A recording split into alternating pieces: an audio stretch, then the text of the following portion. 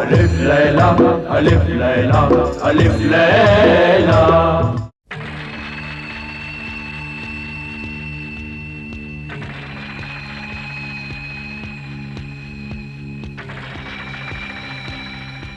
रुक जाओ ए मुसाफिर, रुक जाओ।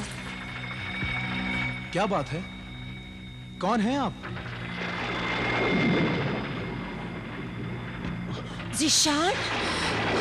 सोफोनिस्बा, तुम यहाँ?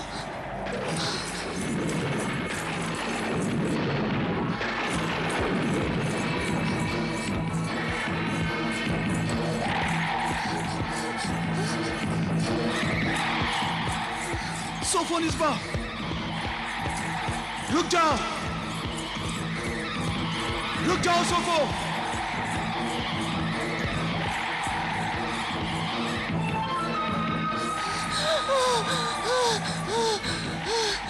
क्या शिकार मिल गया? खाने पीने का इंतजाम हो गया? नहीं, आज जो शिकार मुझे मिला वो मेरा शौहर ज़ीशान था, और वो कहीं यहाँ ना आ जाए। नहीं नहीं, ऐसा नहीं हो सकता। मैं इतनी तेज रफ्तार से भागी थी कि उसकी नजरों से गायब हो गई। अब वो यहाँ नहीं पहुंच सकता। सोफो! हाँ? हाँ?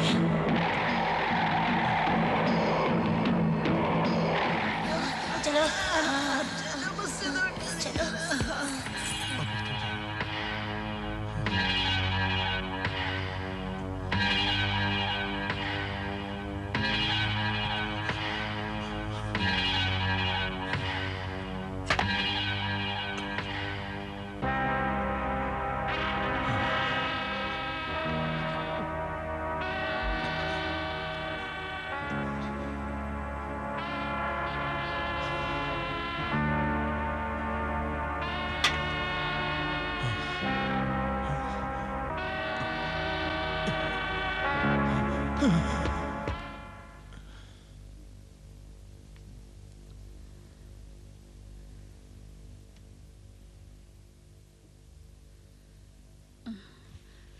ला इलाहा इल्लल्लाह। सोफोनिस्बा, सोफोनिस्बा, सोफोनिस्बा। क्या बात है ज़ीशान? सोफोनिस्बा कहाँ है? मुझे क्या मालूम बेटे, होगी अपनी ख्वाबगाह में। मगर तुम इतने घबराए हुए क्यों हो, और आते ही सोफोनिस्बा को क्यों पूछ रहे हो? उसे तो हमारे पास से गए हुए बहुत देर हो गई है। आजकल तो वो खुद खाना बनाती है और सबको खिलाती है, और खुद नहीं खाती, तुम्हारा इंतजार करती है। जाओ, जाकर उसके साथ खाना खाकर उसे भी आराम करने दो।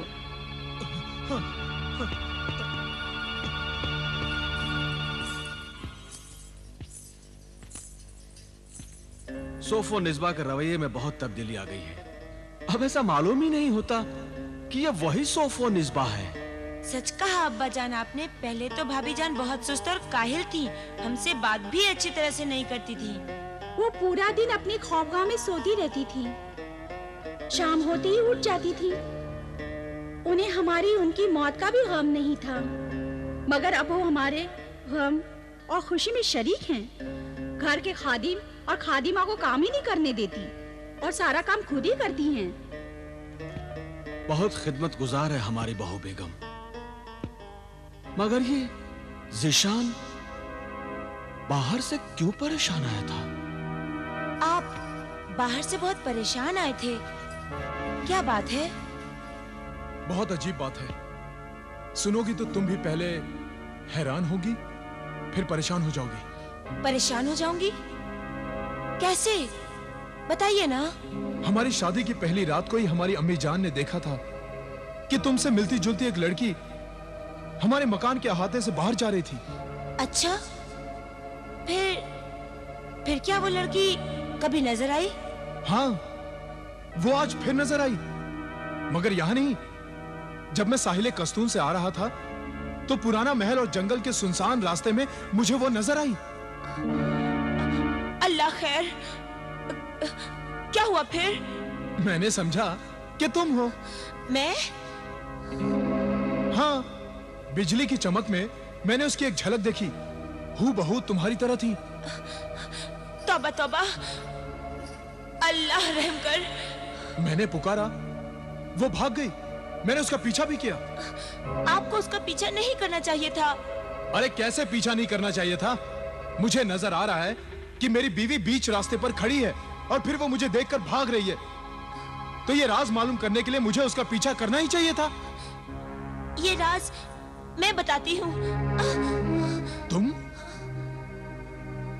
बताओ, क्या राज है? नहीं, कुछ नहीं।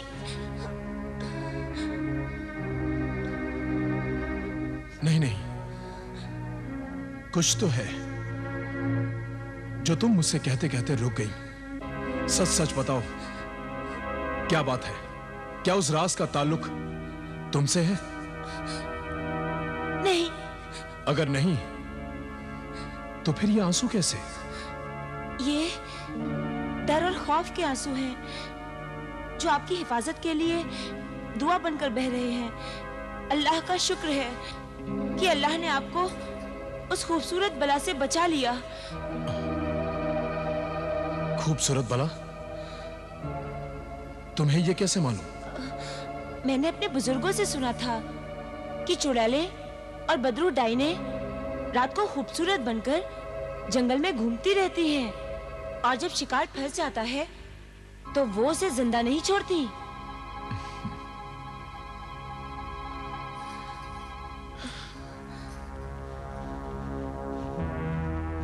लो, ये तावीज तकिए के नीचे रख दो।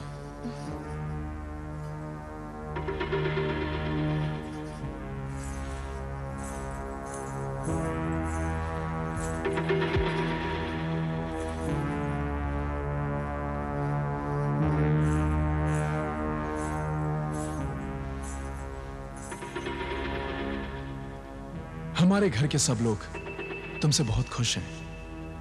पहले तुम ऐसी नहीं थी। जो तब्दीली तुम में अब आई है उससे हमारे घर में एक नई जिंदगी आ गई है, एक बहार आ गई है।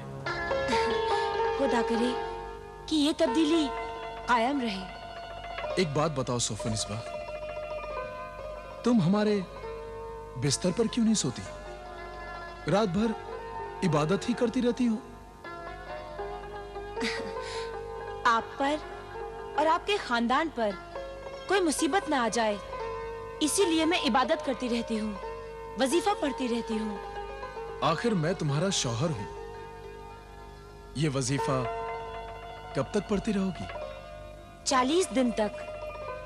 40 दिन तक मैं इंतजार करूंगा। तुम्हारी वजीफे इबादत में खलल नहीं डालूंगा। शुक्रिया, इस बंदी को आपने मुसीबत से बचा लिया। आइए खाना खाते हैं। चलो।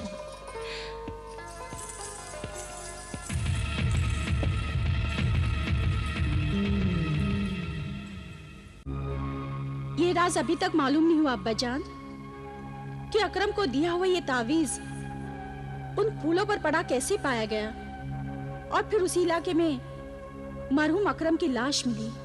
अकरम के बयान और हमारे इल्म के मुताबिक ज़ीशान की बीवी सोफोनिस्बा ने ही अकरम का खून किया है।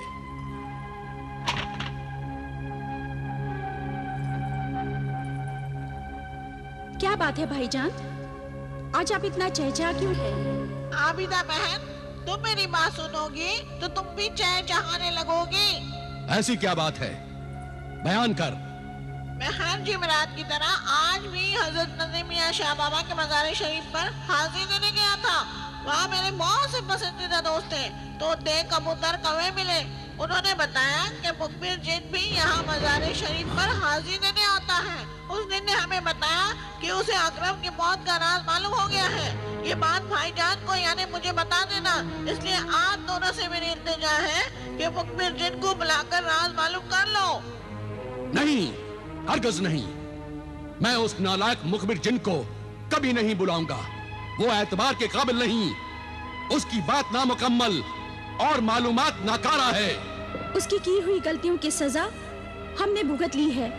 हम शर्मिंदा हुए, पछताए, मुआफी मांगी यहाँ तक कि जिशान और सोफो निस्बा की नजरों में हम जलील हुए हैं। इतना कुछ करने के बाद भी वो मुखबिर गैर जिम्मेदार, नालायक हमारे जख्मों को हरा करना चाहता है। मैं उसे कभी मुआफ नहीं करूंगा। जब अल्लाह से कोई माफी मांगता है, तौबा करता है, बख्शिश मांगता है, तो अल्लाह भी अपने खतावारों की खताएं माफ कर देता है, उसे बख्श देता है। तो हुजूर, फिर क्या आप अपने खतावार की खता माफ नहीं करेंगे? हाँ, मुआफ करेंगे। तो फिर हुजूर बुलाइए उसे, वो आपके हुजूर में हाजिर देना चाहता है और आप उसे अकरम की मौत और सोफो निस्बा की पूरे असर किरदार का पता चल गया है। वो सबूत के साथ साथ सब बातें पेश करेगा, उसे बुलाइए।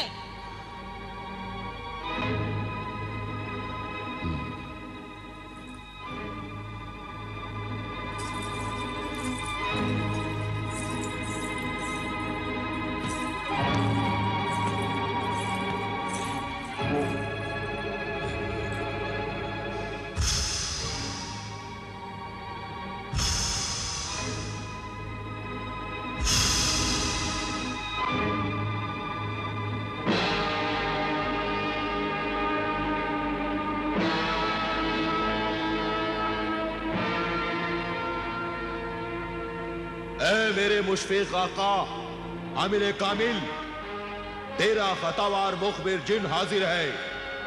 तूने अपने इस गुलाम जिन को माफ किया या नहीं? हाँ, मुआफ किया। मुखबिर जिन, असलियत बता। मजलूम अकरम और सोफो निस्बा के पुरअसर किरदार की हकीकत बयान कर। हकीकत यह है मेरे आका कि अकरम का खून सोफो निस्बा ने किया और सोफो निस्बा बदरुद्दीन है। मुखबिर जिन, तू फिर वही बात कर रहा है? मेरी वही बात सच्ची है। जीशान के घर में जो आजकल जीशान की बीवी सोफो निस्बा बनकर रहती है, वो सोफो निस्बा नहीं, बल्कि वो एक पाकीज़ा पाक जिस्म की लड़की इस्मत जहां है। इस्मत जहां? क्या सबूत है तेरे पास? सबूत में वो मंजर दिखा देता हूं जो मंजर मेरी सच्चाई का सबूत है।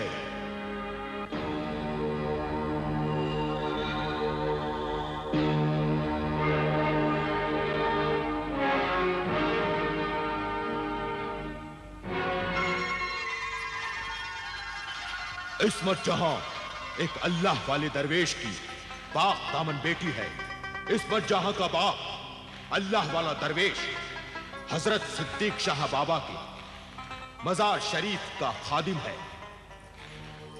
जब नापाक रूह वाली डाइन सोफो निस्बा अकरम के घर जाना नहीं चाहती थी, तब जादूगरनी मर्री खान ने अपने 2 जिन बुलाए। ताक जिन, तबाक जिन, एक लड़की पाक जिस्म पाक रूह वाली दोशीजा के साथ हाजिर हो। तो वो दोनों नापाक जिन मजार शरीफ में भी नहीं घुस सकते थे। इसलिए जब इस्मत जहां मजार शरीफ से बाहर निकलकर अपने घर जा रही थी, तब ताक जिन ने उसे उठा लिया और जादूगरनी मर्री खां के पास लेकर आ गया। जादूगरनी ने इस्मत जहां की शक्ल बदल दी, शक्ल और जिस्म असली सोफो निस्बा जैसा बना दिया और उसे जीशान के घर भेज दिया। यहां आने के बाद सबसे बड़ी अजीब बात यह हुई कि इस्मत जहां नकली सोफो निस्बा तो बन गई, लेकिन उसका दिल और रूह असली सोफो निस्बा की तरह नहीं बन सका, क्योंकि वो शैतान की दुश्मन और अल्लाह को मानने वाली पाक जिस्म और पाक रूह वाली जवान लड़की थी। वो जीशान और उसके खानदान की हमदर्द बन गई और अपना वजीफा पढ़ने से उसे 2 फायदे हुए। एक तो ये कि जीशान की बीवी नहीं थी, उसे अपने आप को बचाना था। दूसरा ये कि वो चाहती थी कि आबिदा की मदद से जीशान के खानदान को बचाया जाए, क्योंकि वो जानती थी कि नापाक शैतान की ताकत हमेशा अल्लाह के पाक नाम और कलाम के सामने हार जाती है। आप तो जानते ही हैं। शाबाश मुखबिर जिन, शाबाश। तेरा ये काम काबिले तारीफ है। वाकई तुमने बहुत बड़ा कारनामा अंजाम दिया है मुखबिर जिन। अब तो सब समझ में आ गया। और वो नेक सीरत इस्मत जहां का किरदार तो वाकई एक मिसाल है। वो तो बिल्कुल नहीं घबराई। हालात की मजबूरी में भी बुरे से बुरे हालात का मुकाबला किया और शैतानी ताकत के खूनी पंजों में फंसे जीशान के खानदान को बचाने की कोशिश भी कर रही है। वो बदरूह असली सोफो रिज़वा कहाँ है? पुराने महल के खंडरों में, और पुराना जंगल उसका ठिकाना है। वो जंगल इस कद्र खौफनाक और उसमें इतना अंधेरा है कि लोग दिन में जाते हुए भी डरते हैं। लेकिन मैं जाऊंगी। नहीं जाओगी? जाऊंगी। जाएगी, जरूर जाएगी और उसे गिरफ्तार करके लाएगी। उसे गिरफ्तार करना इतना आसान नहीं है मेरे आका, क्योंकि सोफो निस्बा की जादूगरनी मरीखा के पास बड़ी शैतानी ताकत है।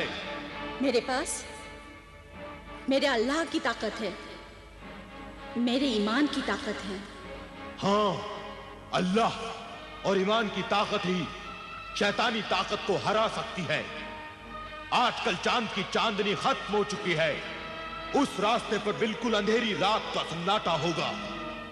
सिर्फ शैतानी बिजलियां चमकती रहती हैं। ऐसे आसिरी खौफनाक माहौल में मुझ जैसे जल्लाद जिनको जाना चाहिए।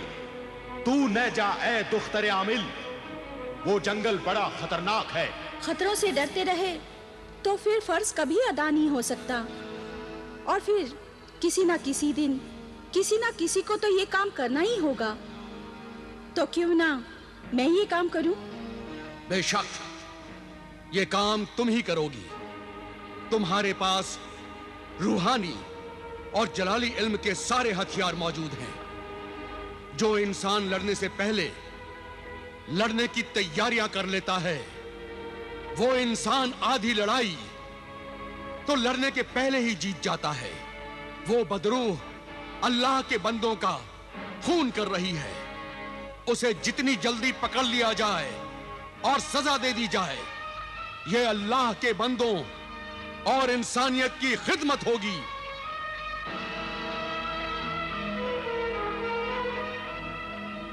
लो बेटी, ये अल्लाह के नेक बंदों के लिए जिंदगी और शैतानों के लिए मौत का निशान है।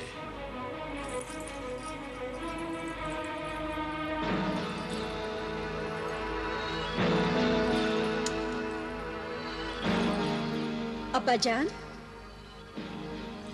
मुखबिर मददगार जिन, मेरी कामयाबी की दुआ करना।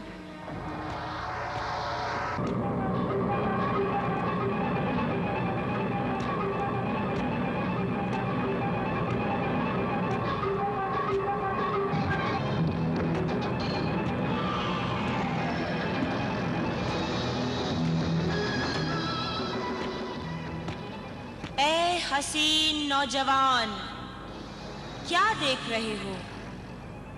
किसे तलाश कर रहे हो? पानी तलाश कर रहा हूँ। बहुत प्यास लगी है। आओ, मैं तुम्हारी प्यास बुझा दूं। अपनी प्यास पानी से बुझाओगे या शराब से?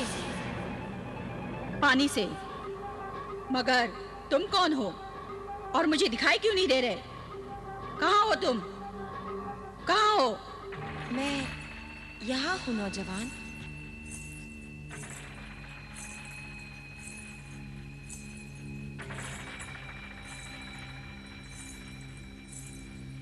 लो, ये पानी पी लो।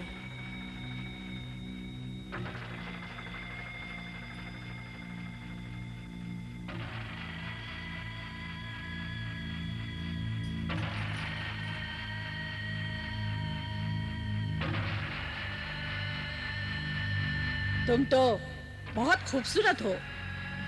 इतने भयानक और खौफनाक जंगल में क्या कर रही हो? ये सब हमारी ही जगह है। यहाँ की सब चीजें हमें पहचानती हैं। तो फिर डर किस बात का? पानी तो पियो। अब पानी की कोई जरूरत नहीं। क्यों? तुम्हारा चेहरा देखते ही सारी प्यास बुझ गई।